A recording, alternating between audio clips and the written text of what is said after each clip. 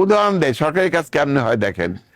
আপনার এই সাতরে যে রেল লাইনের উপর দিয়ে একটা ফ্লাইওভার হচ্ছে না, এটা 41 কোটি টাকা বরাদ্দ ছিল। এই কাজ হতে এই 9-10 বছর লাগে, কিন্তু দেখেন কাজ এরকমই হয়। এটা গতি সৃষ্টি করার জন্য যে চাপ দেওয়া হয় তখন তাড়াতাড়ি হয়।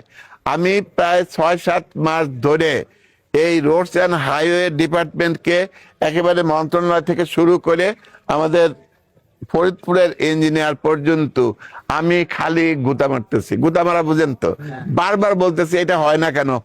মানুষের জায়গার উপর দিয়ে ইট বসিয়ে চলাচল করছে, তাদের ঠিক মতো টাকাও দেয় না সরকারের থেকে, তাদের ভিতরে কষ্ট আছে, ক্ষোভ আছে।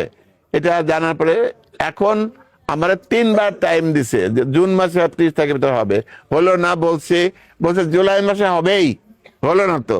এখন অগাস্ট মাস চলছে, তাই না? আমার আজকে দেখে মনে হলো যে অগাস্ট মাসের ভিতরে হয়ে যেতে পারে। তো এটা হলো যে লেগে থাকার জন্য, লেগে থাকার লোক ছিল না। আপনি যদি নির্বাচিত প্রতিনিধি যদি বলে তখন না শুনে পারে না।